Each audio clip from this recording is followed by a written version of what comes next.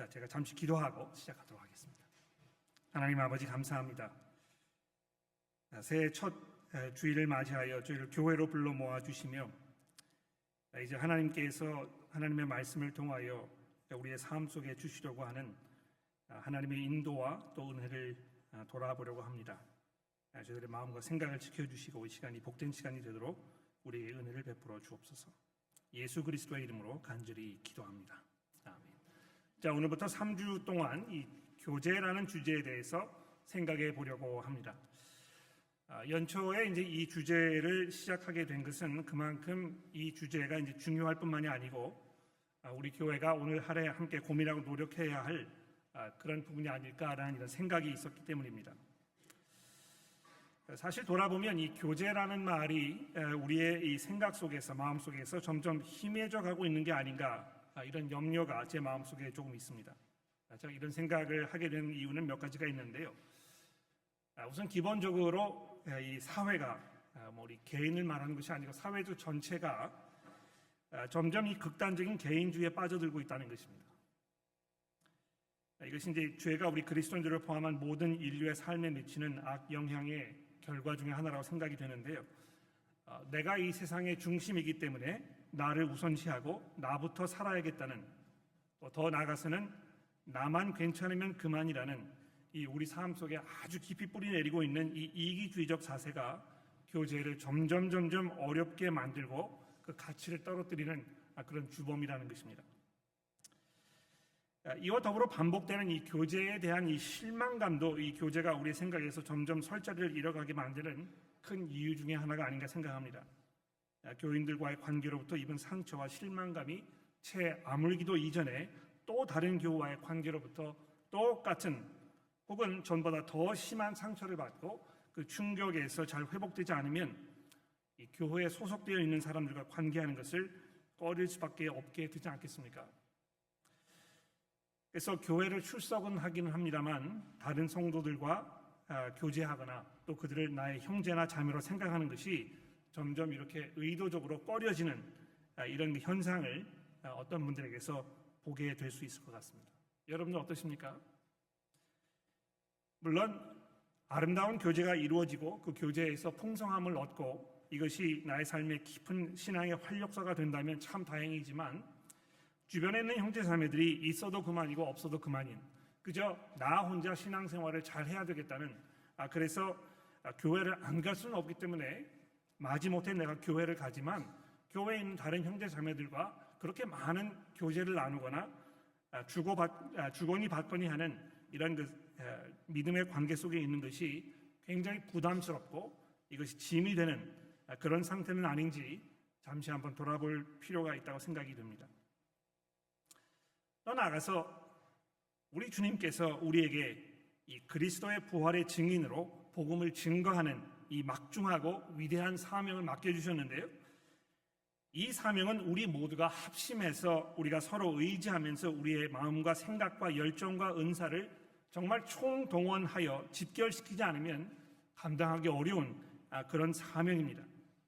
올 한 해 우리가 함께 계획하고 감당해야 할 이 복음의 진보를 위한 일들이 정말 우리 모두의 기도와 참여와 수고와 헌신을 필요로 하는 이런 일인 것을 돌아보았을 때 이것이 어떤 특정한 일부 교인분들에게만 의존될 일이 아니고 우리 모두가 일심동체로 움직여야 하는 일이라는 이 사실을 생각해 보았을 때 새해가 시작되는 이 시점에서 이 교제라는 주제를 우리가 생각해 보는 일은 매우 필요하고 매우 중요한 그런 작업이 아닐까 생각을 하게 되는 것입니다.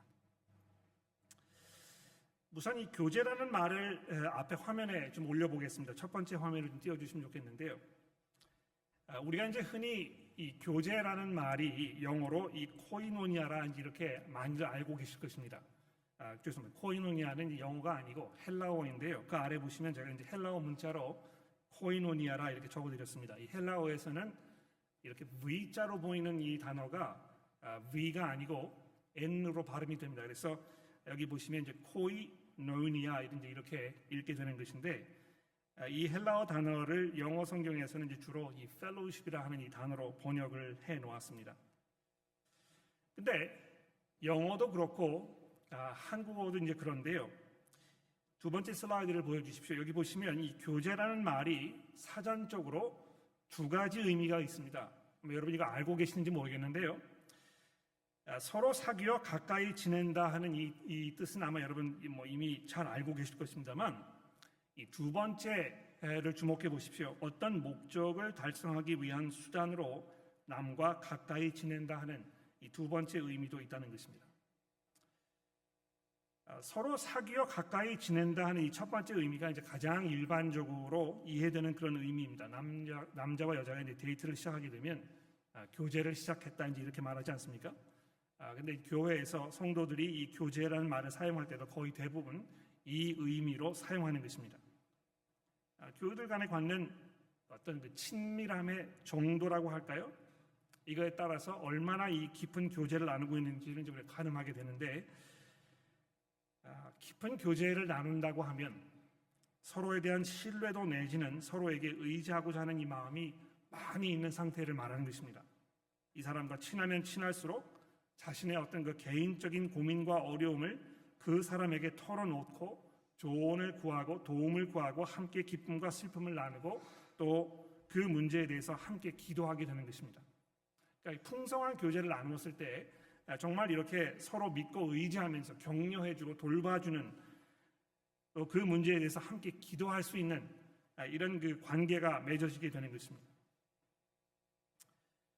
안타깝게도 교우들 간의 교제가 잘 이루어지다가 종종 신뢰의 관계가 깨어지게 되고 서로에게 상처를 입히게 되고, 그래서 관계를 멀리하게 되고, 이제는 교제라는 말을 듣기만 해도 진절머리가 나는 분들이 종종 계시는 것을 제가 알고 있습니다.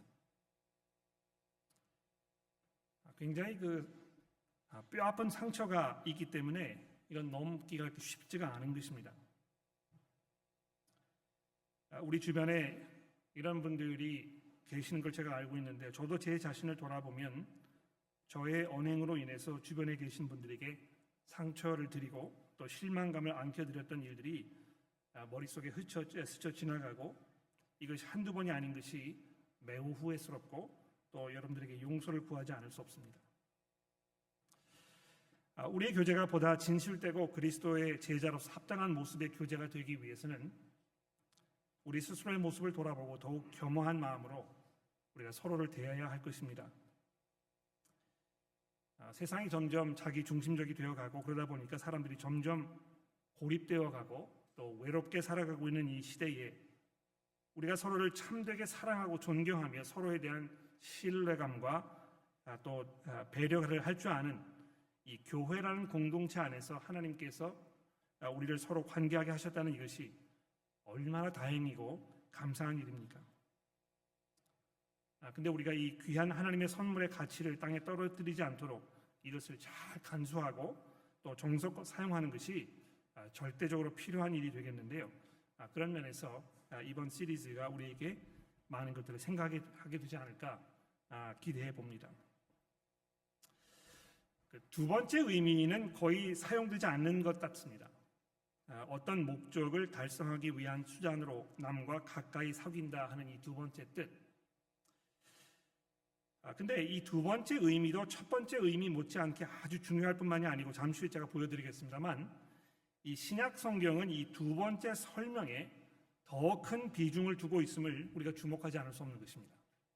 그러니까 그냥 아주 친밀하고 또 가까운 이런 관계만을 말하는 것이 아니고, 어떤 특별한 목적을 달성하기 위한 그 수단으로서 아주 우리가 가까이 지내야 하는 이 필요를 신약 성경이 강조하고 있다는 것입니다. 시간이 굉장히 많지 않기 때문에 이 성경에서 이 코이노니아라는 단어가 등장하는 신약 성경의 모든 구절을 제가 다 보여드릴 수 없습니다. 굉장히 분량이 많기 때문에. 그러나 그 중에서 제가 몇 가지 대표적인 구절들을 좀 정리를 해보았습니다. 이 작업을 해보면 우선적으로 머릿속에 이 눈에 떠오르는 사실은 성경이 이 코이노니아라는 이 단어를 여러 가지 다양한 단어로 번역하고 있다는 점입니다. 몇 가지 사례들을 제가 화면에 보여드리겠는데요. 다음 화면을 좀 띄워주십시오. 자, 여기 보시면 우리가 일반적으로 알고 있는 이 교제라는 단어가 이제 사용되고 있습니다. 사도행전 2장 4절에 보십시오. 그들이 사도의 가르침을 받아 서로 교제하고 떡을 떼며 오로지 기도를 힘쓰니라. 또 고린도전서 1장 9절의 말씀 보십시오. 너희를 더불어 그의 아들 예수 그리스도 우리 주와 더불어 교제하게 하시는 하나님은 미쁘시도다.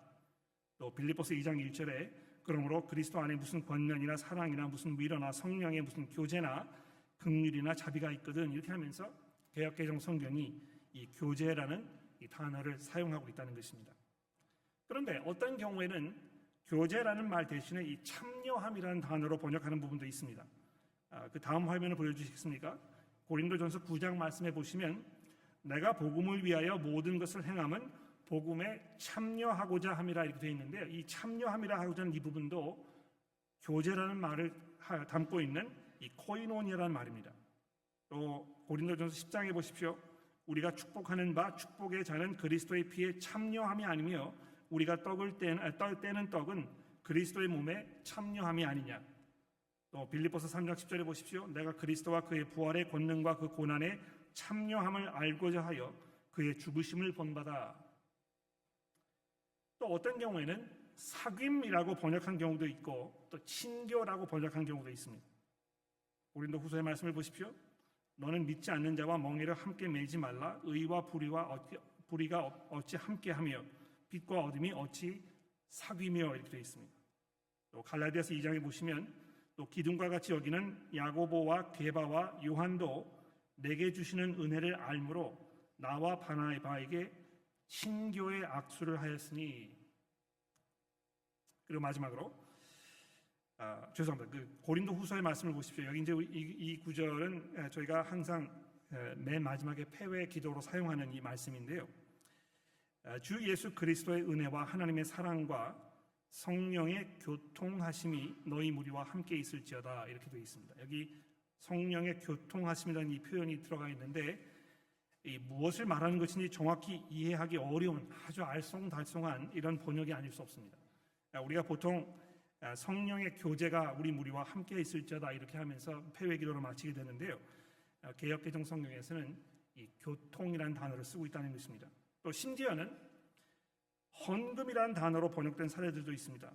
로마서 15장에 보십시오. 이는 마게도니아와 아가야 사람들이 예루살렘 성도 중 가난한 자들을 위하여 기쁘게 얼마를 연보하였습니다, 이렇게 되어 있는데 여기 연보라고 번역되는 이 단어도 재미있게 코이노니아라는 단어로 되어 있는 것입니다.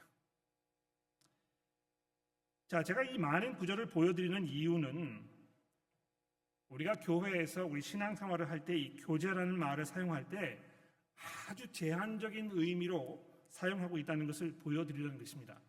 그리고 더 나아가서는 이 교제라는 말을 신약의 서자들이 사용했을 때 어떤 의도로 사용한 것인지 다시 한번 돌아봐야 할 분명한 필요가 있다는 것을 여러분들에게 보여드리려는 것입니다. 그러니까 우리가 생각하는 것만큼 이 교제라는 것이 그저 주일 모임 끝나고 나서 식탁을 나누면서 서로 잡담하고 안부를 묻고 이렇게 하는 것을 우리가 교제라고 이렇게 정의 내릴 수가 있겠는데요.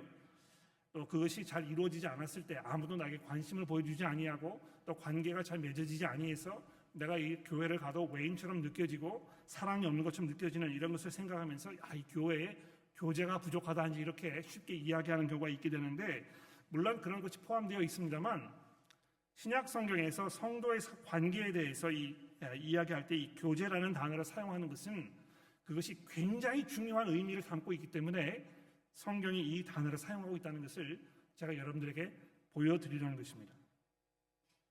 자, 그래서 오늘 아침에 봉독해드린 이 요한 1서의 말씀을 잠시 돌아가서 이 말씀을 조금 살펴보도록 하겠습니다. 특히 제가 1장 3절의 말씀을 좀 주목해 보려고 하는데요. 이 굉장히 중요한 말씀이기 때문에 여러분들 화면에 보시지만 여러분 성경에다가 밑줄을 그어 놓으셔도 좋겠습니다. 요한일서 1장 1절 3절의 말씀을 들어보십시오. 태초부터 있는 생명의 말씀에 관하여는 우리가 들은 바요, 눈으로 본 바요, 자세히 보고 우리의 손으로 만진 바라. 이 생명이 나타내신 바 된지라. 이 영원한 생명을 우리가 보았고 증언하여 너희에게 전하노니 이는 아버지와 함께 계시다가 우리에게 나타내신 바 된 이이시니라. 우리가 보고 들은 바를 너희에게도 전함은 너희로 우리와 사귐이 있게 하려 함이니 우리의 사귐은 아버지와 그의 아들 예수 그리스도와 더불어 누림이니라. 자, 여기 특별히 이 3절의 말씀을 좀 주목해 보십시오. 우리가 보고 들은 바를 너희에게 전한다, 이렇게 이야기했습니다. 그런데 이 사도 요한이 보고 들은 바가 무엇입니까? 뭘 보고 들었다는 것입니까? 1절에 보시면 태초부터 계셨던 생명의 말씀이라고, 그런데 그 말씀이 성육신하여 이 세상에 오셨을 때 그분을 자기가 또 함께 있던 여러 그 사도들이 귀로 듣고 눈으로 보고 손으로 만진 것이라고 이렇게 이야기하는 것입니다. 그래서 2절에 보시면 이 영원한 생명이신 예수 그리스도를 증언하여 여러분들에게 전한 것이라, 이제 이렇게 요한이 설명하고 있습니다. 자, 근데 이게 이제 중요한 포인트입니다. 예수 그리스도를, 즉 내가 직접 경험하고 목격하고 내가 손으로 만지고 귀로 듣고 눈으로 보았던 이 예수 그리스도를 여러분들에게 전하는 이 이유는 여러분들로 하여금 우리와 사귐이 있게 하기 위한 것이기 때문이라, 이렇게 3절이 말씀하고 있다는 것입니다. 즉 사도들과 성도들 사이에 교제가 있기 위해서는 아주 중요한 이 필수적인 요소가 있는데요. 그것은 무엇입니까? 예수 그리스도를 아는 것이고, 사도들이 예수 그리스도에 대하여 증언한 이 사실들을 믿음으로 받아들이는 것임을 말하는 것입니다. 다시 말해서 예수 그리스도께서 태초부터 계셨던 영원하신 하나님의 말씀이라는 것을 공유하는, 바로 이것이 이 사귐의 전제 조건이요 바탕이며 그 핵심이라는 말입니다. 이 아무리 이 관계가 깊다고 느껴지고, 또 내가 이 사람을 정말 사랑한다고 생각하고 내가 이 사람과 아주 오래된 관계를 맺으면서 내 친척, 내 친가족처럼 느껴진다고 생각할 수 있을지 모르겠습니다만, 진정한 교제가 이루어지기 위해서는 한 믿음을 고백하는 것이 너무너무 중요하다는 것입니다. 예수 그리스도의 부르심으로 말미암아 우리가 한 곳에 이르게 되었고, 예수 그리스도의 주 되심을 한 믿음으로 한 마음으로 고백함으로 우리가 한 가족이 되었고, 그래서 예수 그리스도를 중심으로 똘똘 뭉쳐있는 그 사귐을 말하는 것입니다. 이 모든 시간과 공간을 초월하며 인간의 다른 모든 관계보다 더 우선적인 이 예수 그리스도를 향한 믿음의 고백이 이 사귐의 센터가 된다는 것입니다. 여러분, 우리 교제를 가장 교제답게 하는 그 요소가 무엇입니까? 우리가 이 공동체의 몸을 담고 여기에 있는 성도들을 내 형제요 내 자매로 여기면서 여기에서 함께 동고동락하기로 결정한 여러 가지 이유가 있을 것입니다. 여러분들께서 다른 곳에 오늘 이 시간 있지 아니하고 이 자리에 내가 가야 되겠다, 이런 그 의지를 발동하신 그 이유가 있을 것입니다. 일단 문화와 언어의 동질성, 아마 이게 큰 이유가 아닐까요? 다른 교회를 가실 수 있었지만 이 문화가 같고 또 언어가 같기 때문에 내가 여기에서 동질감을 다른 데보다 많이 느낀다, 내가 그래서 여기 가야 되겠다. 또 그동안 이어온 인간관계가 중요한 요소로 작용했을 수도 있습니다. 또 집에서 가까운 근접성도 한 이유가 되었을 것이고요. 목회자의 성품이나 외모는 아닙니다. 성품이 고려가 됐을지는 모릅니다. 그러나 이 모든 것들은 부수적이고 2차적인 문제일 뿐입니다. 가장 중요한 것은 우리의 교제가 예수 그리스도를 주로 고백하는 그 믿음 위에 서 있어야 한다는 점인 것입니다. 그러니까 이 교회 안에 많은 사람들이 모여 있습니다. 그런데 그 중에서 성경이 말씀하고 있는 이 교회에 대한 사실은요, 교회 안에 내인이 있고 외인이 있다는 것입니다. 이게 이제 굉장히 교우분들을 편가르고 또 차별화하는 그런 근거가 될 거라는 염려가 제가 있다는 거 분명히 알고 있습니다만, 성경이 우리에게 말씀하는 분명한 사실은 무엇입니까? 교회 안에 내인이 있고 외인이 있다는 것입니다. 그리고 내가 이 내인인가 외인인가 이 사실은 지금 내가 이 예수 그리스도와 어떤 관계에 있는가 이것으로 결정된다는 것입니다. 내가 얼마만큼 이 교회에 있는 사람들에게 인정을 받고 있는가, 내가 이 사람들과 얼마만큼 친밀한 관계를 맺고 있는가, 이것이 중요하지 않은 문제가 아닌데요. 이것으로 내가 이 교회 안에서 참된 성도의 삶을 살고 있는가를 분별하는 그 기준이 되지는 않는다는 것입니다. 성경을 통해서 사도들이 증언한 예수 그리스도의 이 부활 사건과 그분의 이 세상을 통치하시는 그분 임금으로서의 이 사실을 내가 얼마만큼 믿음으로 고백하며 이 믿음이 내 삶 속에서 얼마만큼 나의 모든 생각과 내 행동과 나의 말을 주관하고 있는지 이것을 근거로 하여 내가 형제 자매들과 참다운 교제를 가지고 있는지 분간하게 된다는 것입니다. 성도 여러분, 앞으로 이제 2번 정도 시간이 더 남아있기 때문에 제가 오늘 이 시간에 모든 것들을 다 말씀드리지 않겠습니다만 이 사실을 좀 더 분명하게 설명해 드리기 위해서 제가 고린도전서 1장 9절의 말씀을 여러분들에게 보여드리려고 합니다. 자, 여기 보시면 너희를 불러 그의 아들 예수 그리스도 우리 주와 더불어 교제하게 하시는 하나님은 미쁘시도다 하는 이 말씀을 여러분 잘 한번 주목해 보십시오. 너희를 불러 그의 아들 예수 그리스도 우리 주와 더불어 교제하게 하시는 하나님은 미쁘시도다. 자, 제가 1분 동안만 시간을 드릴 테니까 옆에 계시는 분과 함께 예수 그리스도 우리 주와 더불어 교제하게 하시는 하나님은 미쁘시다 하는 이 말씀이 뭘 말하는 것이라고 생각하시는지 옆에 있는 분과 함께 여러분의 생각을 좀 한번 나눠봐 주십시오. 어떤 의미로 이해하고 계신지 굉장히 궁금한데요.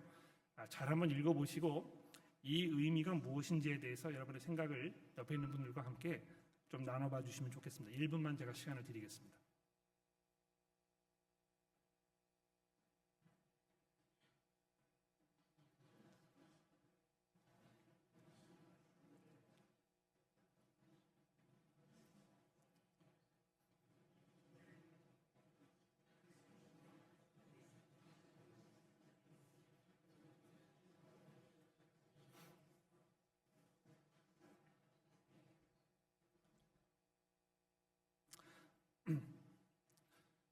소리가 조용한 거 보니까 아마 잘 모르겠는데요. 이렇게 생각하시는 분들이 대부분이신 것 같아요. 그렇습니까?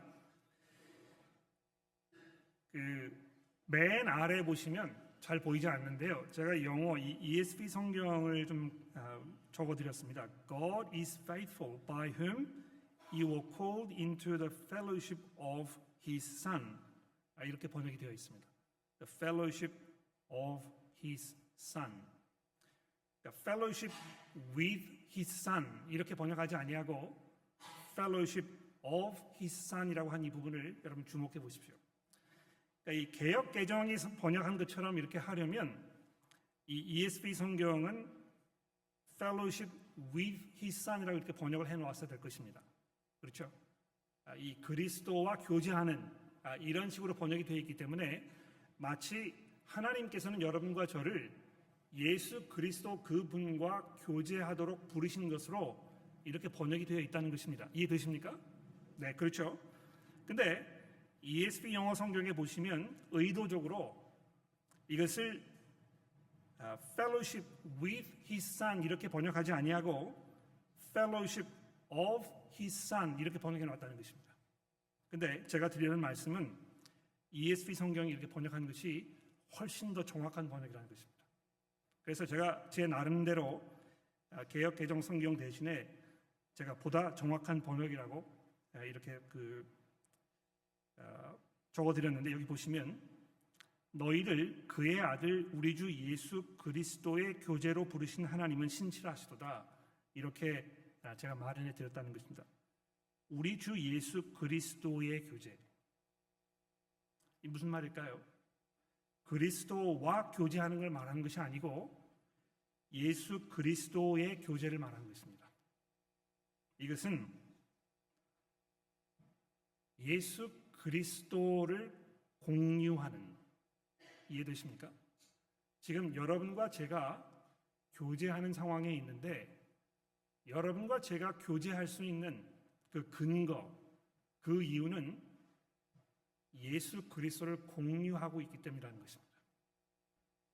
그러니까 제가 여러분을 제 형제로 여기고 제 자매로 여기고 여러분도 저를 여러분의 형제로 자매로 여기는 그 이유는 무엇입니까? 그리스도께서 우리 가운데 계시기 때문에 그렇다는 것입니다. 사실 생각해 보면 제가 여러분들을 제 형제로 제 자매로 여길 만한 별다른 이유가 없습니다. 그렇지 않습니까? 제가 이 자리에 있지 않았다면, 다른 지역에 살았다면, 길거리에서 여러분과 제가 만났다면 여러분을 제 형제로 여길 만한 아무런 이유가 없다는 것입니다. 그러나 우리가 이 시간 이 자리에서 함께 모여서 내가 여러분을 나의 형제로 부르고 나의 자매로 부르는 이 이유는 여러분도 그리스도를 가지고 계시고 저도 그리스도를 가지고 있다는 것입니다.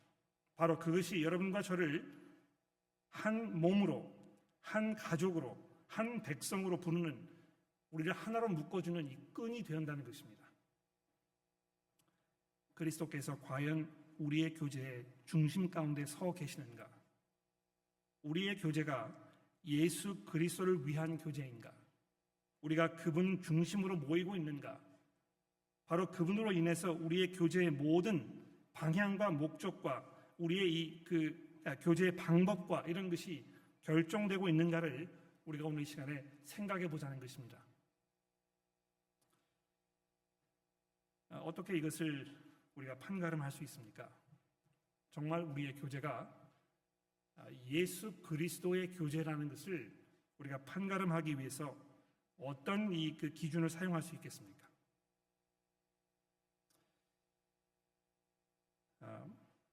여러 가지 방법이 있겠죠. 가령 예를 들어서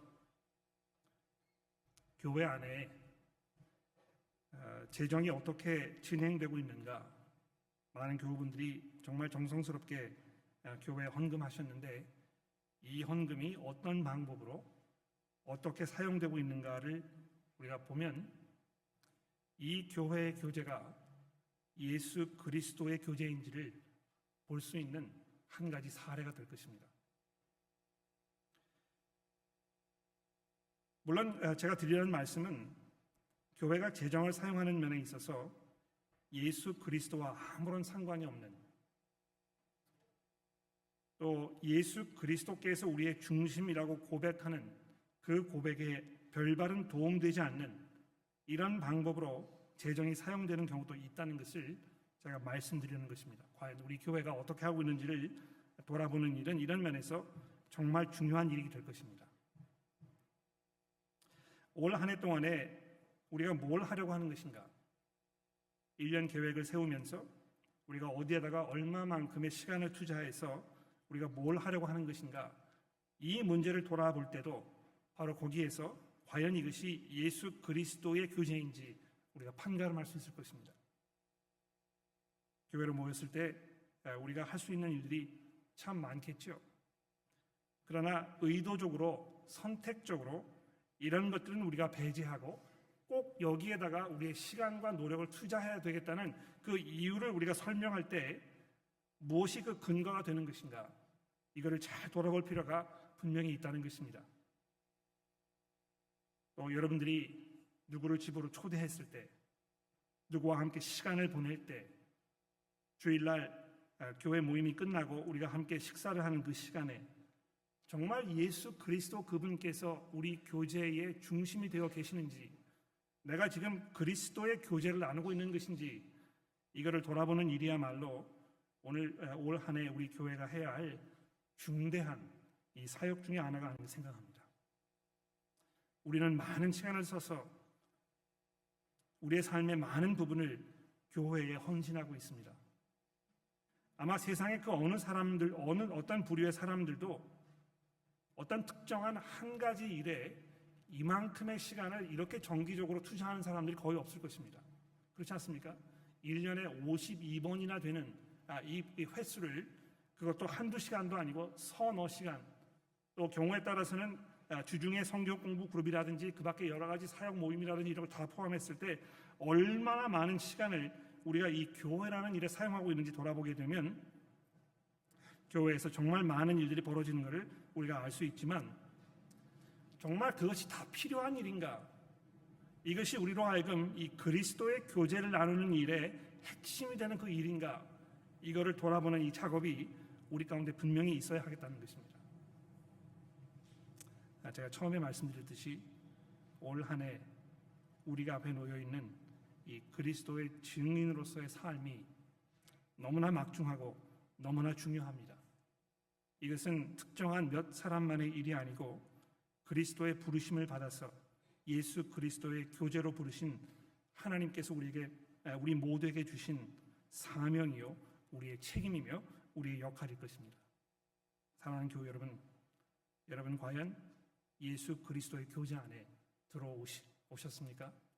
여러분의 교제가 정말 그리스도를 위한 교제이며 그리스도께서 중심에 계시는 교제이며 그리스도께서 보셨을 때 합당하며 그분의 이름을 높여드리고 그분에게 영광을 돌리는 이런 교제인지를 우리가 깊이 돌아보며 생각하는 올 한 해가 되시기를 예수 그리스도의 이름으로 간절히 기도합니다.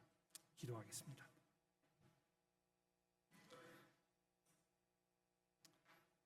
하나님 아버지, 저희를 교회로 불러주셔서 감사합니다. 또 교회에 홀로 있게 하지 아니하시고 주변의 다른 형제 자매들을 불러 모아 주셔서 우리가 한 마음 한 뜻으로 한 목적을 향하여 서로 협력하게 하셔서 감사합니다.